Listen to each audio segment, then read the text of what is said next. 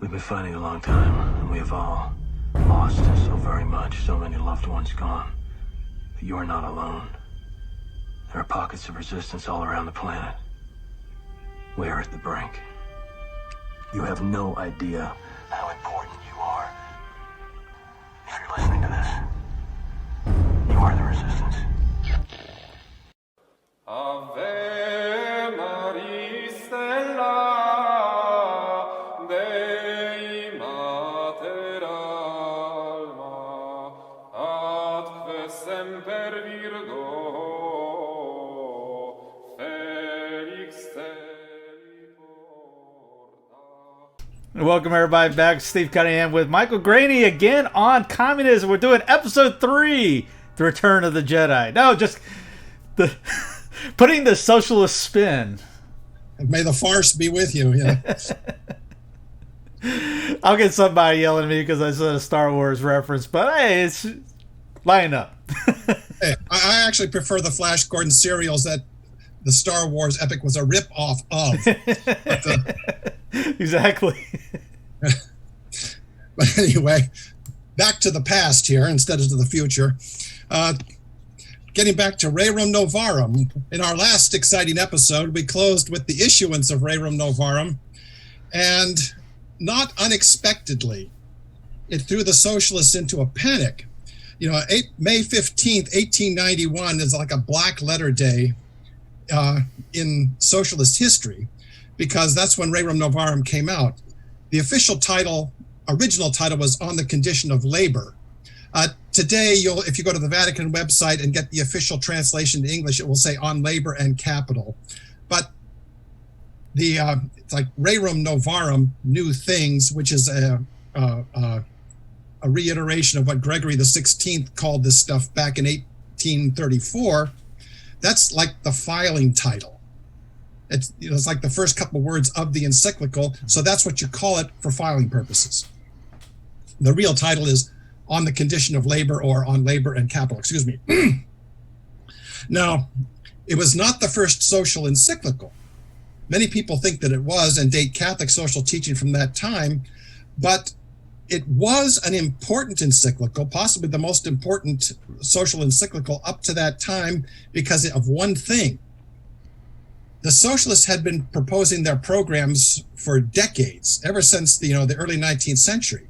If you do this, life will be perfect. We will establish the kingdom of God on earth. It will be utopia. It will be the workers' paradise, whatever you want to call it. It will be a return to the true Christianity. And keep these terms in mind, because it will be a new age for mankind. By the way, did you know that the age of Aquarius started in 1831 with the birth of Cyrus Reed Teed? We'll get, also known as Koresh. That's another episode. Sorry about the digression. But what Rerum Novarum did, it didn't merely condemn socialism, which it did. If you read it, you'll see how many times socialism condemned in just the first 5 paragraphs. It set out a positive program. And that was unusual. Every single encyclical prior to that time, while instructive, useful, and valuable, it just condemned. It told you what not to do. It didn't suggest what to do. And that's important. It was also extremely dangerous, because, as you've probably found out yourself, there is a very strong tendency, especially among Catholics, who misunderstand the doctrine of infallibility, to confuse doctrine and discipline, or they confuse the principle with the application of the principle. So that, in other words, thou shalt not kill. That is an application of the natural law, right to life.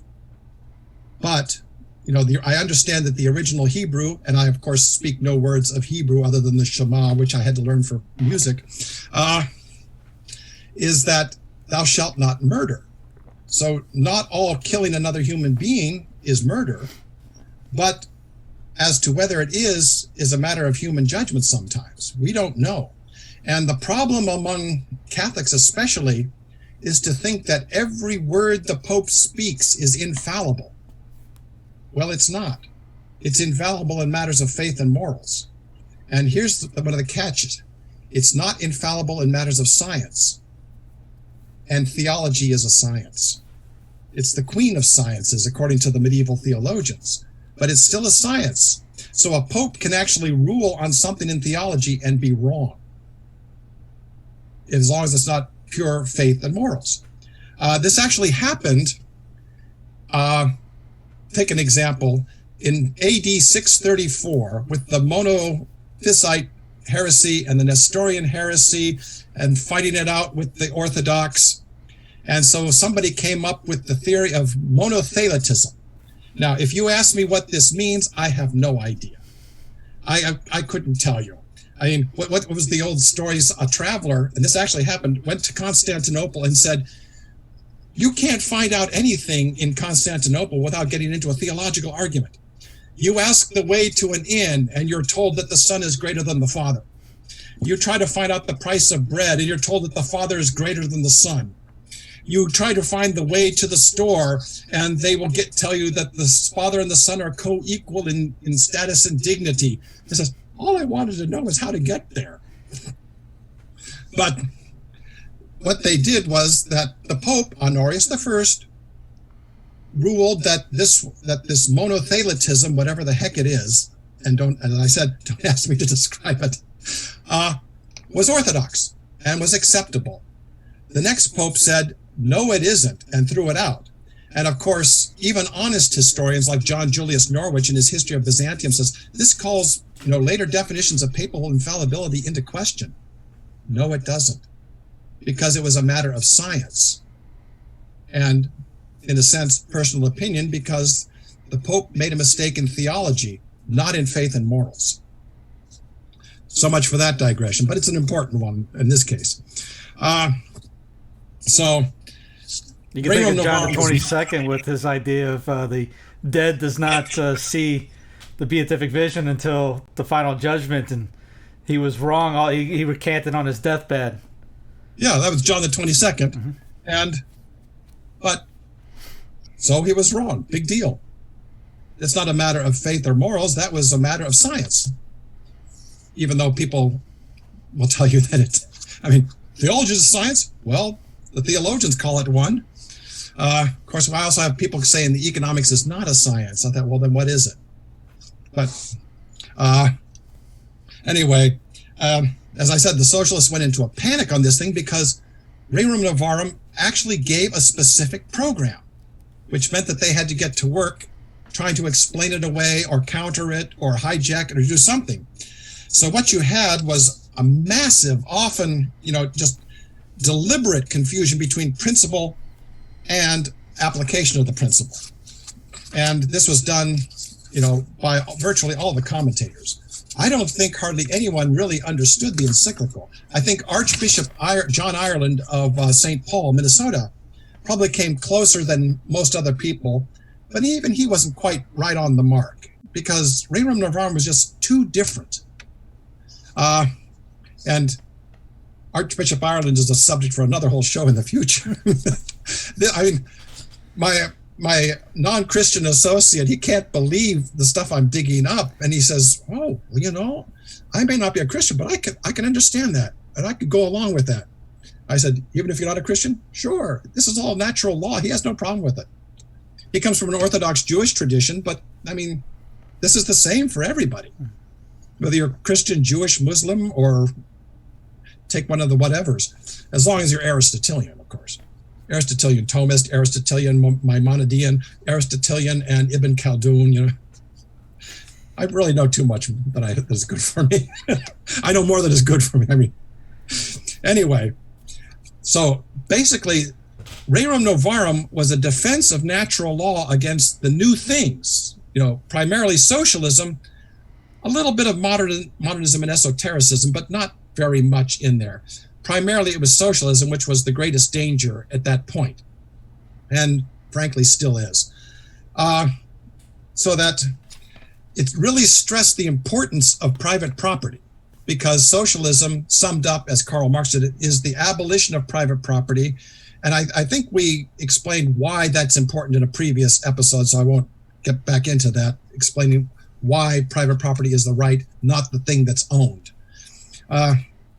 So that right in the very beginning of Rerum Novarum, and now I got to see if I can read my own writing here, it's he declared flat out, "It is surely undeniable that when a man engages in remunerative," I knew I was going to do this, in remunerative labor, the impelling reason and motive of his work is to obtain property and thereafter to hold it as his very own. That's in section 5 of Rerum Novarum, right up front. And if you think I can't pronounce English, wait till I discuss the very first social encyclical and try to pronounce all the Polish names. I'm going to need a tutorial of 2 weeks just to be able to do that. Anyway, the central, I hope are you of Polish descent? I'm in big trouble. I got a friend from Poland. He just kind of shakes his head whenever I try to pronounce this stuff. At least I finally figured out how to pronounce his name. Okay, the central idea of the encyclical can be summed up as power follows property.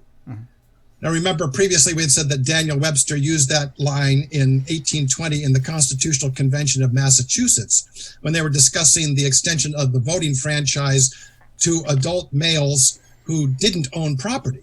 And Daniel Webster was against this. Of course, he proposed, we shouldn't extend the vote to people who don't own property because they won't use it properly. Rather than do the logical thing that Louis Kelso did over a century later and said, well, then make certain that everyone can own property. That way they'll use the vote properly. Don't let them not vote. Don't say you can't vote. Get them property so that they'll use the vote properly. But so the heart of Rerum Novarum can be summed up in paragraph 46, which is the law. We have seen that this great labor question cannot be solved save by assuming as a principle that private ownership must be held sacred and inviolable. Yeah, I pronounced a word correctly. The law, therefore, should favor ownership, and its policy should be to induce as many as possible of the people to become owners. Now, right there, I have a problem with a lot of modern commentators and people who quote that section because, for some reason, they will change people to workers, which changes the whole meaning of that paragraph. And just to make absolutely certain that the English translation of the Vatican was accurate, I looked at the official Latin. Now, I'm not very good at Latin, but I went over that paragraph several times, and it does say as many as possible of the people, not as many as possible of the workers. Human labor is not the only thing that creates property. Inheritance is valid. Charity is valid. Getting a gift is valid. If labor is the only thing that creates property, then most property people today own isn't valid. And right up at the front of Rerum Novarum, Leo XIII made a point of saying that, of course inheritance is valid. Labor is not the only thing that creates property.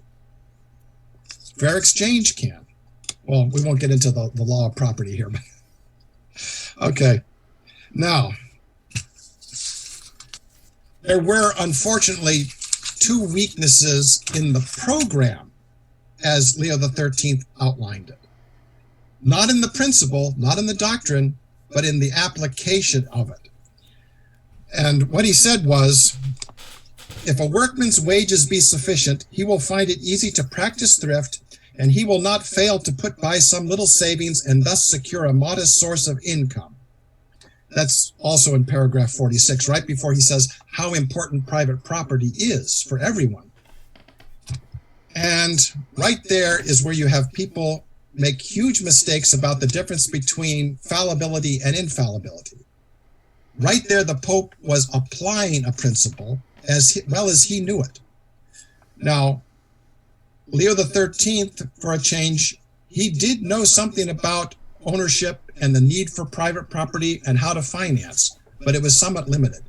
When he was Bishop Governor of Perugia, before he went on a diplomatic mission to Belgium, he actually started a savings bank and helped capitalize it with his own money.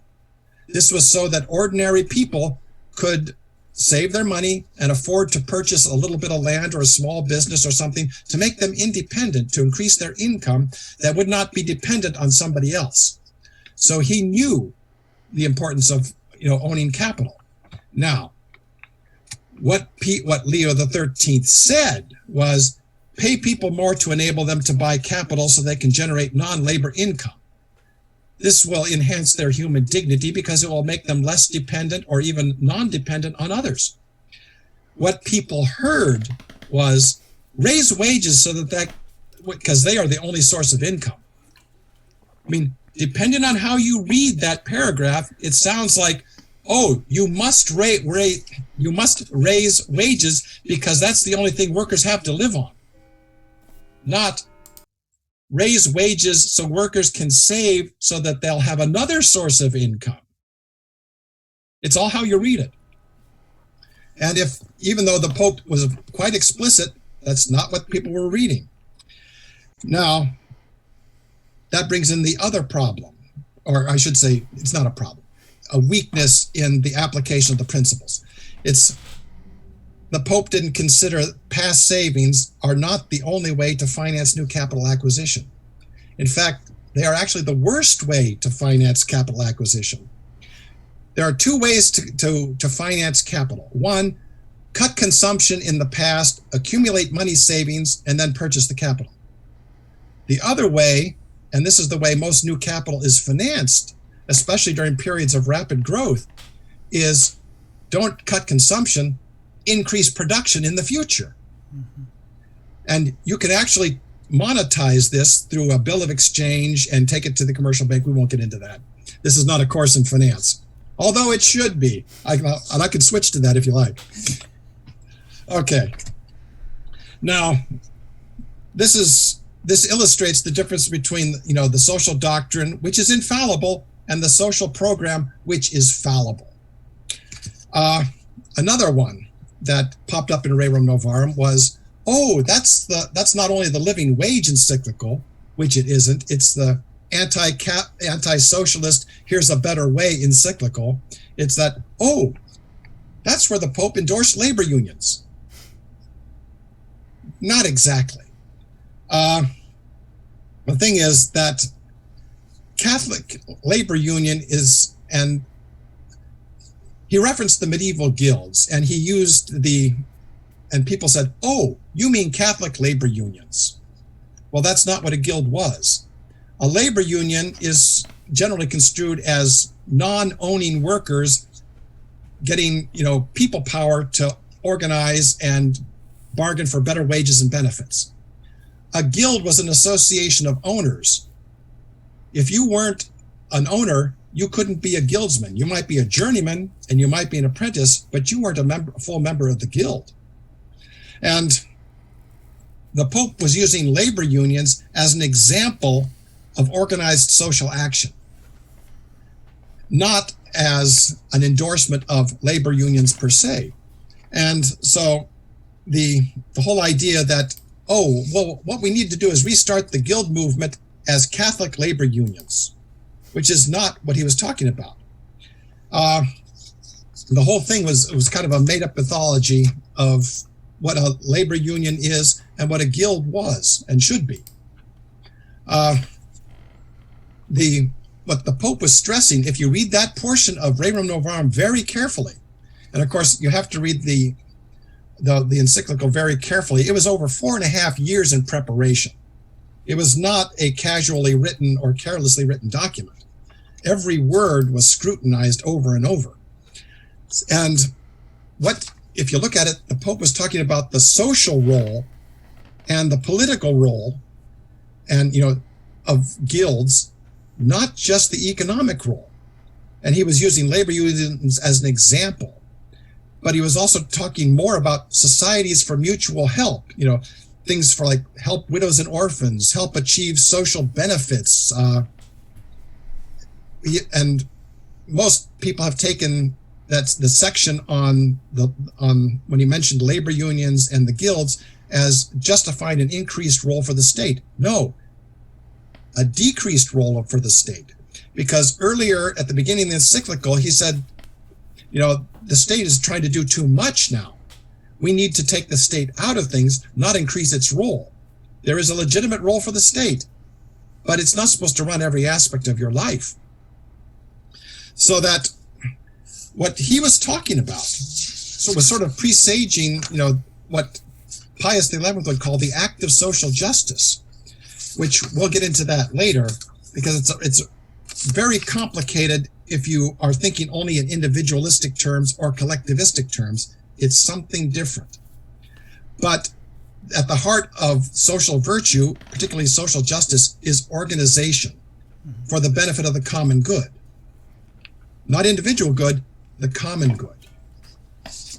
And this is actually, I would not be surprised if Leo XIII had read Alexis de Tocqueville's Democracy in America.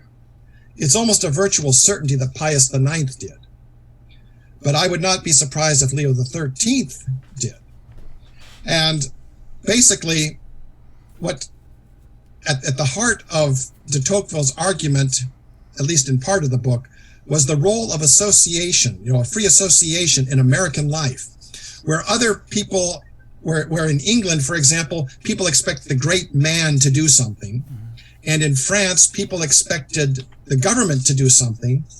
In the United States, at least in the 1830s, when de Tocqueville visited, people did it for themselves. If someone couldn't do it alone, he organized with others and got the job done. So that de Tocqueville actually concluded that, well, in America, the central government can hardly be said to function at all because people are doing what other countries expect the government or the aristocracy to do. So as de Tocqueville concluded, he says, the people reign in the American political world as the deity does in the universe. They are the cause and the aim of all things. Everything comes from them and everything is absorbed in them. And he didn't mean, collectivism. What he meant was that individuals join with other individuals, form associations, and do the job that other people expect the state or the great ones to do. It's the people doing it. Mm-hmm. Even saying the people nowadays means the collective, so I should say people doing it, not the people. You have to humanize. We have to have respect for human dignity. We the collective. Basically. That's the way, was it Justice Frankfurter and the Beards, of course, were saying that the preamble of the Constitution is just a meaningless phrase that's there to, just to introduce things.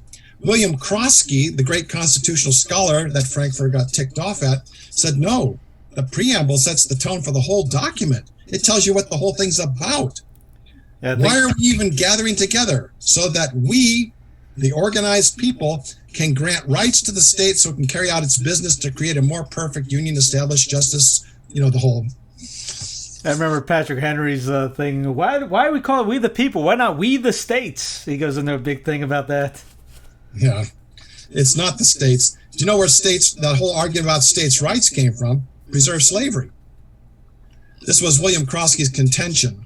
And that's another whole thing. Of course, his book, 2 volumes, is this thick. So discussing how the Supreme Court managed to hijack the meaning of the Constitution to serve its own ends, its own end, of course, being the preservation and extension of slavery because of money. Cotton was the single largest export of the United States from 1803 to 1937. So don't tell me people weren't making money off of that. Oh, everybody was. Especially the North, guys. Yes, I'm a Southerner. That the North ships were bringing them in. Yeah, well, the book, David Christie's Cotton is King. David Christie was a Northerner, former abolitionist. And in Cotton is King, he says, I abhor slavery. I loathe it. It is despicable, but we need it for the money. The entire economic prosperity of the British Empire and the United States depends upon slave cultivation of cotton. Yeah, sure it does. What it means is that depends on slave cultivation of cotton. Another digression. Yeah. You ought to have a flag or something that you wave at me and says, okay, stop, detour, turn back. Now, the whole thing with the association is that De Tocqueville limited it to, the social and the political aspects. Leo XIII actually carried it further, talking about the whole fundamental meaning and inherent way of life. Because if you read Rerum Novarum carefully, especially the part about where he brings in labor unions and associations, societies for mutual help, he's talking about a different way of looking at life than was usual in Europe or even in England. Of course, it was also starting to change in the United States, but that's, as I said, another whole issue. Now, the biggest problem, however, that faced Rerum Novarum, it was that, the Pope is advocating a form of Christian socialism. And this was pretty bad because you had, and frankly, not a very good form of socialism, because about a month after Rerum Novarum came out, one newspaper declared, "The remedy not clear. The Socialists and Henry George have a plan, but Leo XIII has no plan." Did you actually read it? Because what he says is, pay workers more, they can save, and they can purchase capital, become owners. This will, make them more independent. It will give them more income. It will increase their quality of life. Right after paragraph 46 comes one of the longest passages in the Encyclical, paragraph 47, which lists all the advantages that will occur, that will come about if ordinary people can become owners. So to say that Leo XIII did not have a plan was simply untrue. And to say that Henry George did have a plan, well, yeah, sort of. George kind of didn't have really have a plan, except that the state should tax all profits from land. And we'll get to that in a minute as to what was wrong with that. And if you've ever read Progress in Poverty, I don't really recommend it.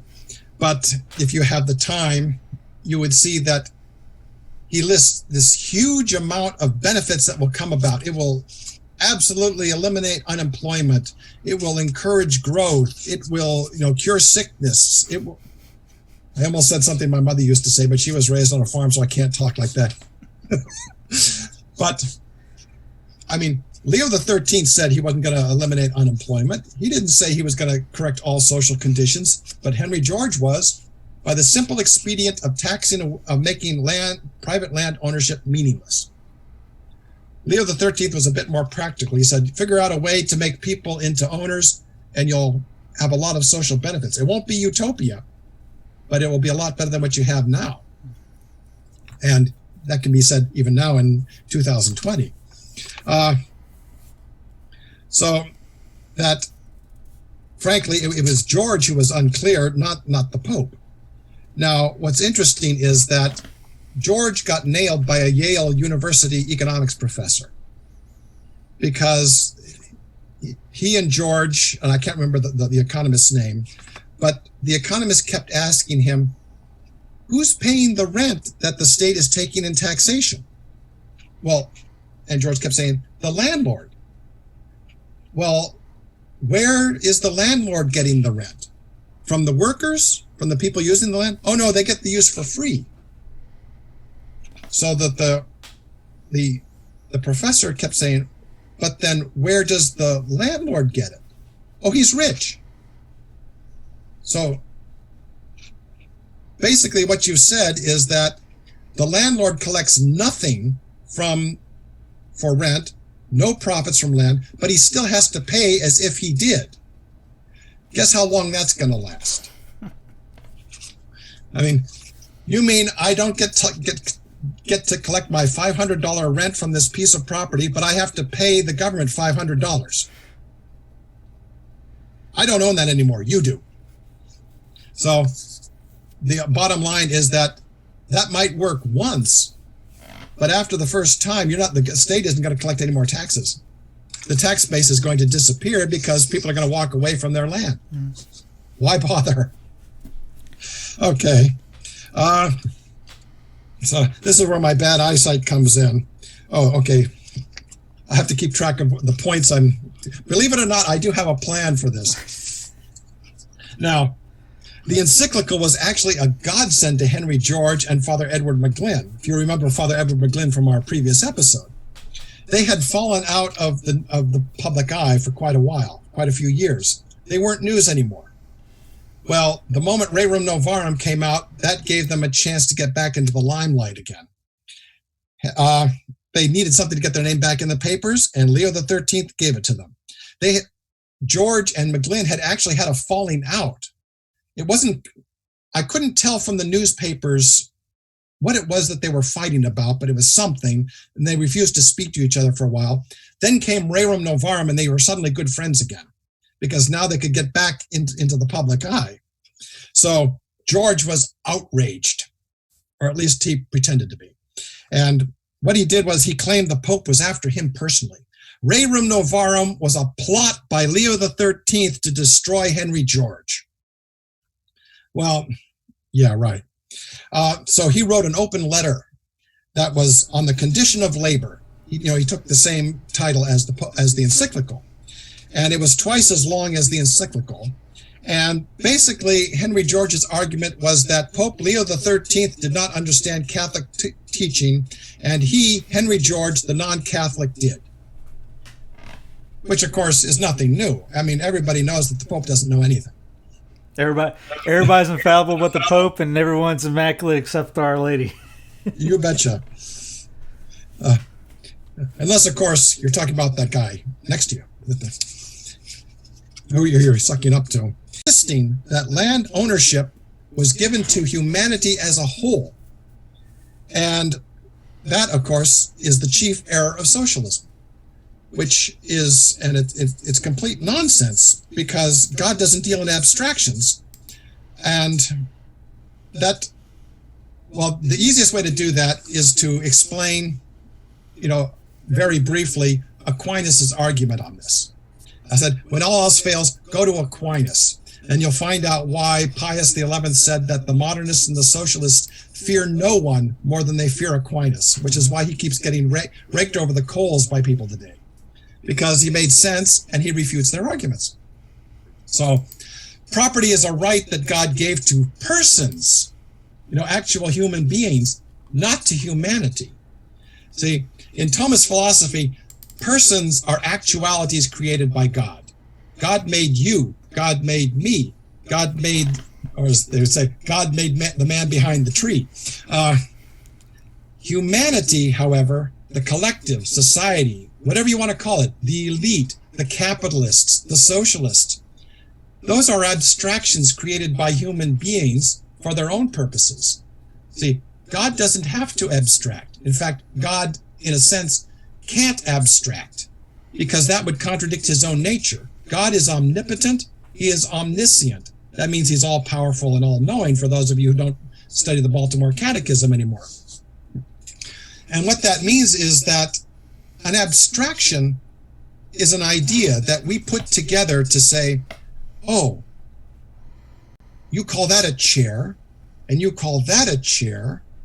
I can see they're two different things, but there is something about them that they share a chairness in common.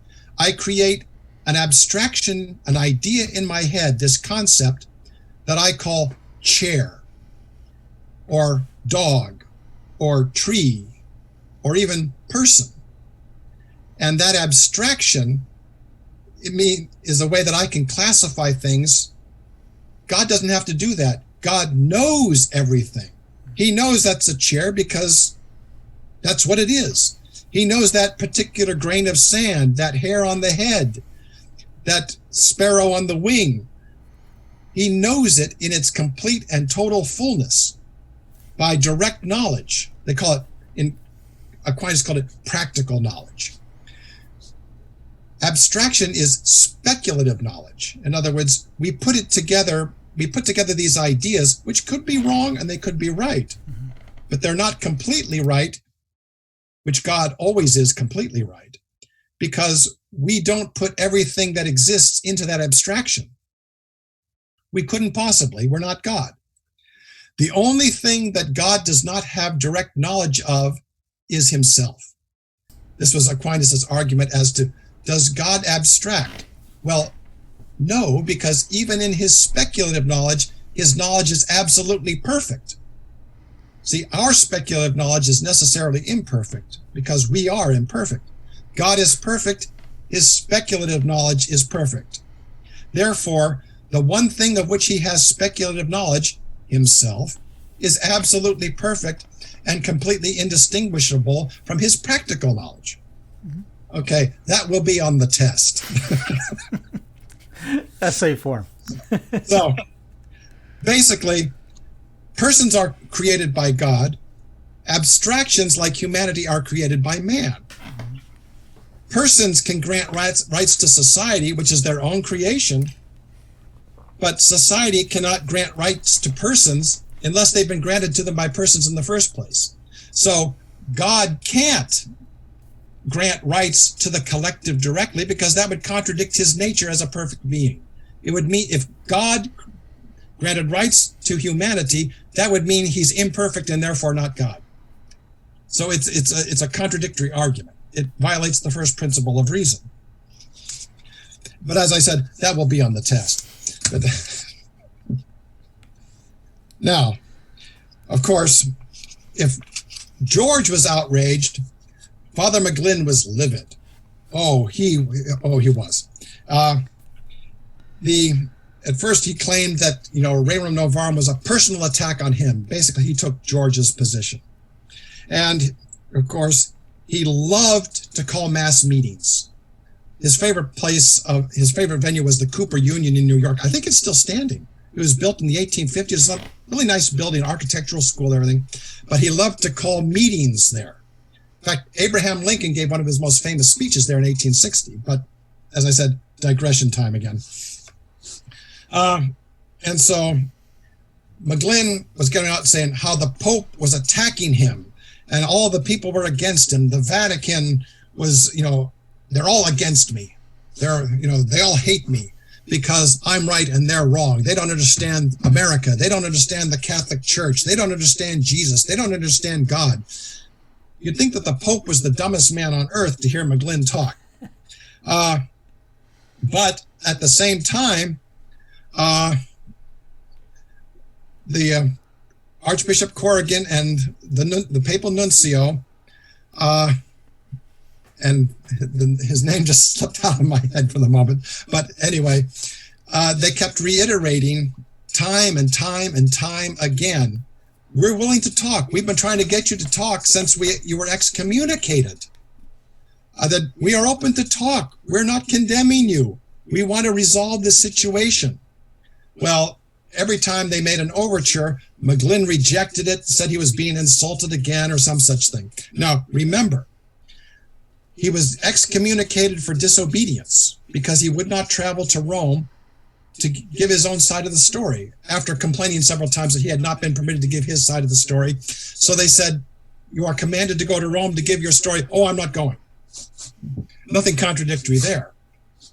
So that there were only two, previously, before Rerum Novarum, there had been two conditions for lifting the excommunication. One, apologize to the Pope, Archbishop Corrigan, Cardinal Simeoni, that was his name. Cardinal Simeoni was the papal, I think he was called the nuncio at that point, and anyone else he had insulted.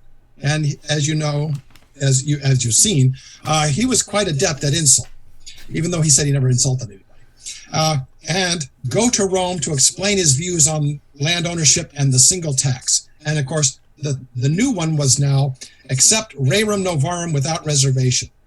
At no point did it ever say you must give up your socialist views. All you have to do is apologize, go to Rome, and say that you accept Rerum Novarum. And the excommunication will be over.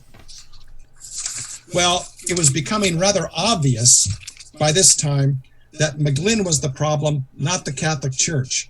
Even the secularists and anti-Catholics were saying, why are you doing this? Their demands are quite reasonable. We don't believe in the Pope. We don't believe in that Catholic Church. We don't believe in anything else. But what is it that they're asking you to do that's so bad? Well, nothing. That's the problem. So anyway, So McGlynn keeps on calling these mass meetings. And I hate to give these long quotes, but in this case, it's too good to pass up. It says, this was from the Hartford Weekly Times, November 29th, 1891. And he's grandstanding like you wouldn't believe. It says, McGlynn, as reported in the newspaper, denied the infallibility of the Pope, criticized the policy of the Holy See, and said that the Pope was the arch conspirator against the liberty and freedom of his country. He called the propaganda, that's the propaganda fide, the propagation of the faith, a lot of ecclesiastical shoemakers, and said if bishops, archbishops, cardinals, and popes would mind their own business, the cause of Christianity and Catholicity would be better subserved. Tell us how you really feel. Tell us how you really feel, Padre. Yeah.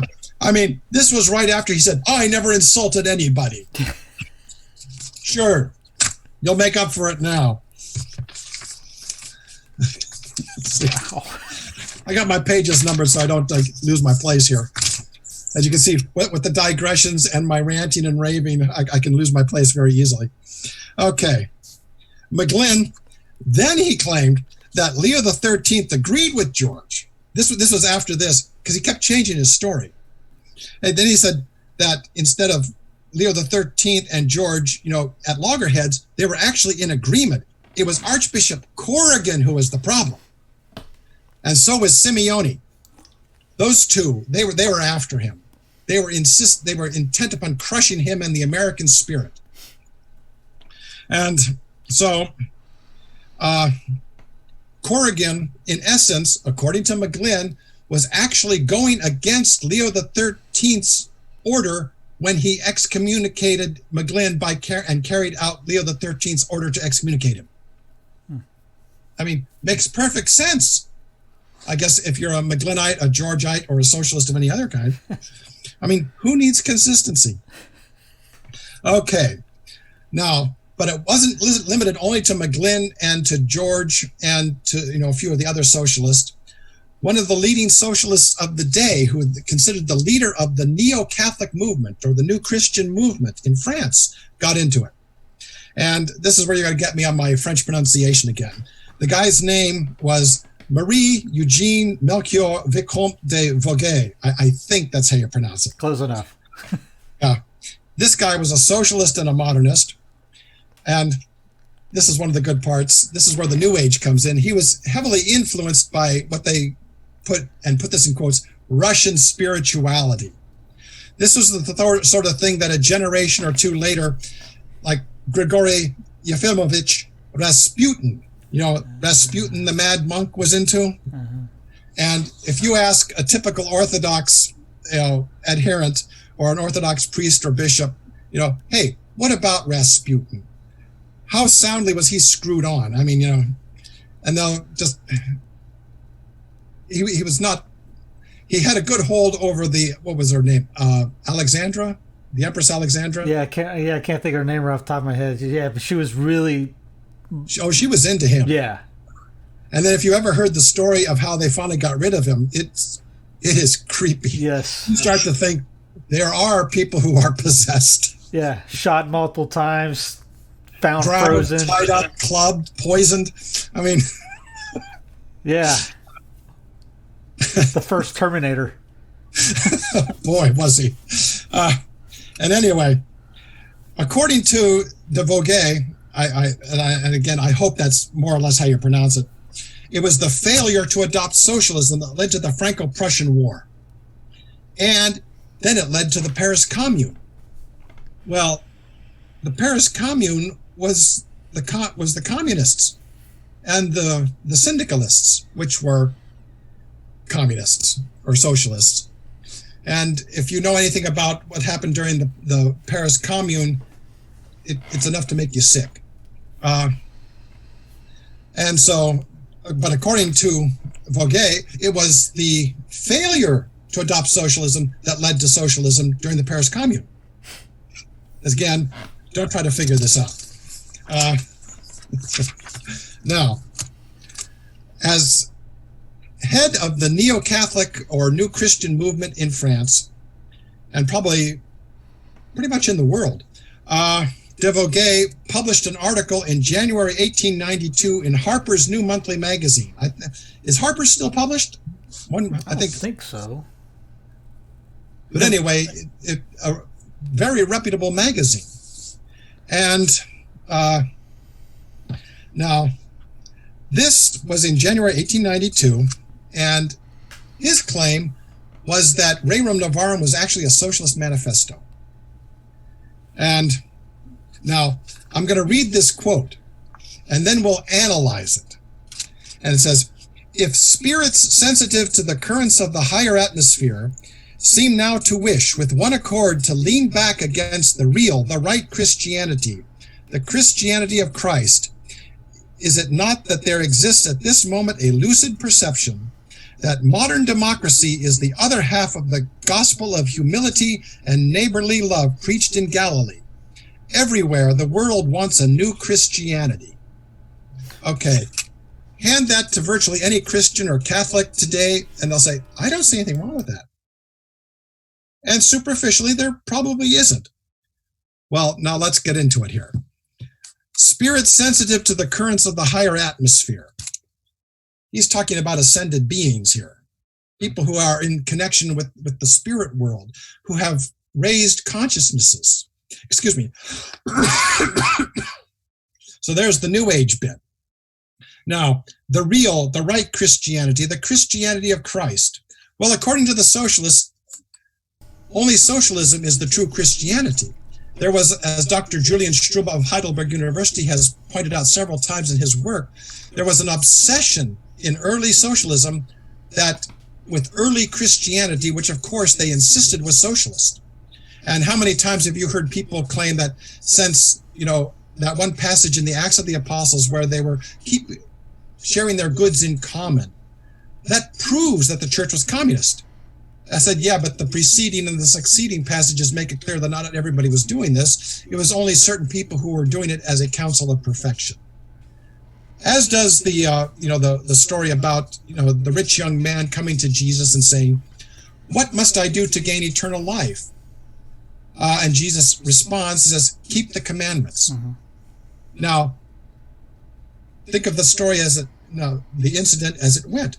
The man says, what must I do to gain eternal life? Jesus says, keep the commandments. He didn't add anything, but the rich young man said, oh, this I have done from my youth. What more should I do? And Jesus then says, oh, well, if you want, to be perfect, then you must go and sell all you have and give the good to the poor and follow me. Now, if giving up everything you own was required to be saved, then Jesus was a liar. Because the man asked him flat out, what must I do to be saved? And the only answer Jesus gave at that point was, follow the commandments. He didn't say, then go and sell all you have. It's only when the man said, what must I do to be perfect? What more can I do? Oh, well, then you can go sell all that you have. That's today's sermon. So there was this obsession that real Christianity must be socialist. And then now we get to the modern democracy is the other half of that gospel of humility and neighborly love preached in Galilee. Well, what was socialism called first? The democratic religion. It was intended as a replacement for Christianity, especially the Catholic Church. Mm-hmm. So that when you say modern democracy, you mean the European or French style democracy, which is the sovereignty of the collective. You don't mean American style liberal democracy, which is the sovereignty of the human person, which is what Leo XIII and the popes talked about. You're talking about the collective. So that when you say modern democracy is the other half of the gospel of humility and neighborly love, oh, you mean socialism. So you see, every phrase in this, even a new Christianity, well, that was what Henri de Saint-Simon called socialism, the new Christianity, in his 1825 book. Mm-hmm. So that passage is not quite as innocuous as it sounds, even though it convinced a lot of people that Rerum Novarum was, in fact, a manifesto for socialism. And our next exciting episode, of course, will get even deeper into that because we'll tie in modernism and socialism, I hope. Unless I'm assassinated in the meantime. A friend of mine out in Iowa says every time I come out with this stuff, he says, you just painted a target on your back again. They're going to either canonize you or assassinate you. I said, I think I'll take the former. Yeah. Okay, let's see. Basically, then according to the socialists, Rerum Novarum was the opposite of what the Pope meant. And this was done simply by ignoring explicit passages in the encyclical or changing the meaning of terms. And it was so very close. And as I said, I'm probably squeezing more, cramming more quotes into this presentation than to any other one, which I don't like to do, but it's appropriate in this one. When I got to this point last night, I said, I have to put in that quote by Chesterton from The Dumb Ox. And it says, one rather queer quality which has always been the unique note of the faith, meaning, of course, Catholicism, says, it is the fact that falsehood is never so false as when it is very nearly true. It is when the stab comes near the nerve of truth that the Christian conscience cries out in pain. So by taking a lot of truth that was in the encyclical, agreeing with it, and then slightly changing it just a tiny little bit, you turn it from a just third way that transcends socialism or capitalism and end up with socialism. Mm-hmm. Or if you're inclined to the private sector, you can end up with capitalism the same way. There really isn't that much difference between socialism and capitalism. In fact, some people call socialism state capitalism. They both have concentrated ownership, whereas, for instance, with Chesterton or with what we're talking about, it's widely distributed ownership. As many as possible of the people should prefer to be owners and be provided with the means and opportunity to do so. Of course, whether Chesterton was able to come up with something is another whole issue, which we won't get into today, although it'll be a good one.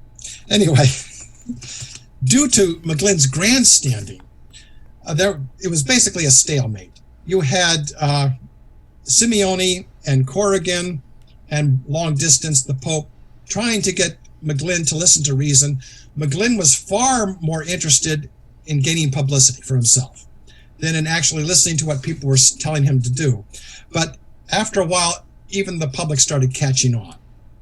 You could tell from the newspaper accounts of what was going on that they were getting a little sarcastic with him. Like, you say that you're in favor of truth. You say that you want a dialogue. You say you want to do this, but you never do it. Well, anytime somebody tried to corner McGlynn, he started saying how he had been insulted by Cardinal Simeoni and Archbishop Corrigan. So Leo XIII pulled Simeoni out and put in Cardinal Satolli. Cardinal Satolli had spent time in America. He was a good friend of Archbishop Ireland, although they had their fights. And he had the advantage of being a disinterested party. He had not been insulted by McGlynn the way Simeoni had. And he seemed to get along with Corrigan. Corrigan had, as well as McGlynn, had been educated in Rome at the American College. So to break the stalemate, Leo XIII sent Cardinal Satolli with a special mission. And that was, one, he was under explicit orders from Leo XIII to reconcile McGlynn to the church if at all possible. I mean, don't let any insults, don't let anything else stand in the way, just do it. This situation has gone on long enough and it's getting ridiculous. I mean, even the secular newspapers in the United States were saying how dumb it was. And of course, part of the problem was McGlynn kept insisting he had been excommunicated for socialism, not for disobedience. I have seen the actual writ of excommunication, the bull of excommunication, and both Latin and in English, and it's clear the only thing they mention is disobedience, not socialism. Now, it may have been that he was disobedient because of socialism, but he was not excommunicated for socialism. And McGlynn resisted until it was obvious that he was the problem and not the church. But of course, he had to grandstand on that too. I mean, what if you're in this for the publicity? What else are you going to do? So that finally, well, cutting the long story short here, Satolli persuaded McGlynn to apologize and agree to go to Rome. Unfortunately, to his apology and submission, McGlynn attached a long explanation of his socialist views, which of course the examiners took and tossed aside. It was irrelevant. But of course, to McGlynn, having accepted the apology to him meant that they accepted his explanation of socialism. So that the examiners and Satolli were now endorsing socialism. I said, no, it was irrelevant. So that McGlynn, and here's another long quote, unfortunately, finally said, "The highest authority next to the Pope has said our teachings were not antagonistic to the doctrines of our holy religion, and we need not retract, and we have not retracted. We do not repent. I will go to Rome if I want to. If I don't want to, I won't." That's an exact quote. Okay, what Satolli had said was that McGlynn's apology did not contain anything antagonistic to the Catholic faith. McGlynn instantly applied that to the appendix that he had attached, which was considered irrelevant by the examiners. So he slightly twisted words there, just a little bit. Now, okay. Don't worry, we're on the home stretch now. There will be no intermission. Okay, so the public caught on. Satolli finally got McGlynn to submit. And then McGlynn, after giving a few more mass meetings and huge speeches, explained how he was going to Rome of his own free will and he was never going to recant no matter what. He would never retract 1 inch from socialism. And so he went to Rome. Leo XIII interviewed him. Now, this is where it gets interesting because the only account we have was McGlynn's of that meeting. And frankly, even in his own account, he didn't come off very well. When, in response to direct questions from Leo XIII, he gave evasive answers. I don't have the quote with me. We've had enough quotes already, but basically, to a direct question such as do you accept the authority, do you accept the teaching of the church with respect to private property? And McGlynn phrased his response in such a way as to make it sound that he did accept private property in everything but land he sort of shoved off to the side and avoided answering because he wouldn't include it in the whole answer. It was the weirdest thing, and this was from McGlynn himself, was making himself look bad by this. And so after some more questions, Leo XIII basically said, well, keep your own opinion. You met the minimum requirements. The ban of excommunication is now lifted. You may now consider yourself a priest in good standing. But at no point was he required to retract socialism. He had met the conditions, apologize, and go to Rome. That was the only thing asked of him. And except Rerum Novarum, of course. Now, so McGlynn goes home, and Corrigan refuses to give him a parish assignment. All this time, Corrigan had insisted that in order to have the ban of excommunication lifted, that he must recant socialism. Well, Satolli and Simeoni and Leo XIII carefully explained to Corrigan, we can't do that. The reason he was excommunicated was because he was disobedient, not because he was a socialist. So we can't add a condition to lifting the excommunication that had nothing to do with the reason it was imposed. That would be unjust and unfair. But that didn't mean that Corrigan had to give McGlynn a parish assignment. So basically, McGlynn refused to recant. Corrigan refused to give him an assignment. And of course, Leo XIII had suggested, would you like to be transferred to some other diocese? Well, there wasn't a bishop in the country or the world who wanted McGlynn in his diocese. He was a troublemaker. Even though they might sympathize with him, and several did in print, saying, it's too bad he was excommunicated. Well, it was his own fault. But they didn't want him in their diocese. And so, finally, after years of saying he would never recant, He would never give up. December 19th, 1894, he publicly recanted and within hours received a parish assignment. I mean, I even found one of the many clippings out of many that, headline, December 19th, 1894, surprise to Catholics. Dr. Edward McGlynn has made a complete recantation. Some years ago, I got into it with some Georgists who worship Father McGlynn, saying that he was the cause of the Catholic Church changing its teachings on private property, and therefore the Catholic Church the social teachings of the Catholic Church are socialist because it changed them for Father McGlynn. No, the Catholic Church did not change any teachings for him or for anybody else. And McGlynn never recanted. He said he never recanted, and he never did. It was right there in the newspapers. For some strange reason, they didn't come back to me and say, well, no, I take that back. One did, told me that was a fake newspaper. And this was before fake news became in the news.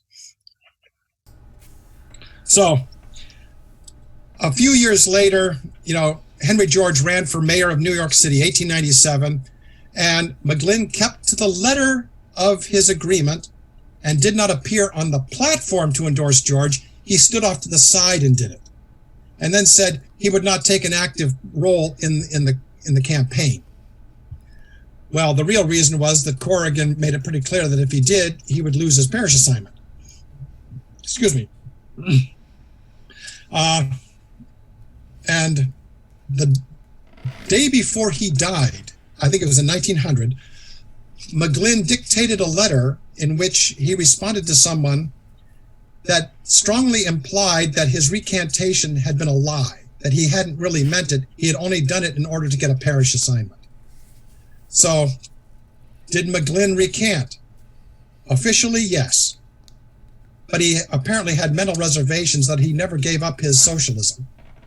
He wanted to have his cake and eat it too. Now, as for Henry George, and we're closing up now. So, he ran for mayor of New York again in 1897.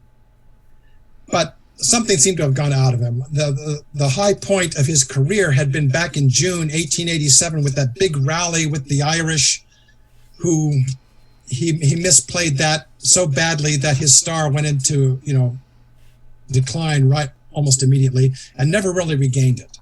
Now there has always been a hard core of followers of George, but it has never really seized the public imagination the way it did up to June of 1887. But still, he got a good campaign going in 1897 to be mayor of New York, which it wasn't really going anywhere. And the reporters cornered George and asked him about his prior statements regarding the Irish. Now, technically, George had not made any pejorative statements about the Irish, but he had acquiesced in them when they were made by his followers, and he never retracted them or condemned them. Well, it may be that Henry George had suffered a stroke some years before, between 1887 and 1897, and maybe he truly did not remember. Or maybe it was just his usual convenient memory in operation. I have scores of incidents where he said one thing when the facts were the other. And he may actually have believed this himself. So I'm not calling him a liar. But the reporters started pressing him on what he had said about the Irish 10 years before. And he got so upset that he suffered a second stroke. And a couple of days later, he died right before the day before the election. McGlynn gave the oration at his funeral, which was technically in violation of the word he had given to Corrigan, but Corrigan wasn't going to make an issue of it. He just let it go. And pretty much that was the end of Henry George and of Father McGlynn. It just sort of petered out after George died and McGlynn recanted. Even though 10 years after McGlynn's death, the newspapers were saying that he had never recanted. I mean, I found the newspaper clippings. There's one from 1913, the Alexandria Gazette and Virginia Advertiser, giving the little story of Father McGlynn and Henry George, and saying that the Catholic Church had changed its teachings for him. No, it never happened. But this basically shows the adaptability and the cleverness of the socialists in taking one thing and turning it into another. They managed to take Rerum Novarum, one of the most powerful anti-socialist statements made in the 19th century, which actually presented an alternative, which was not completely workable, but it was practical up to a point as an alternative to socialism, and they turned it into a socialist manifesto. And as I said before, I'm not making any of this up. Talk about spinning it. Well, Michael, appreciate it. What's next on the what's the next episode going to be? You mentioned briefly a little teaser during it. Well, I'm thinking mostly, the aftermath from, the rise of modernism as one of the dangers to the church, which of course is tied in with socialism. Chesterton at one point said basically that modernism and socialism are two sides of the same coin. And so if you're a modernist, you tend very strongly to be a socialist, at least in attitude. And if you're a socialist, you almost have to be a modernist in order to justify it theologically and philosophically. I understand. Look forward to that one. Mike, appreciate it as always. Okay, it's a pleasure. We'll send you all the hate mail to you again as always. Be sure to send it to JOHNSMITH.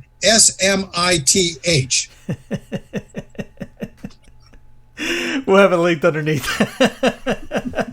Take care, bud. Okay, thanks a lot.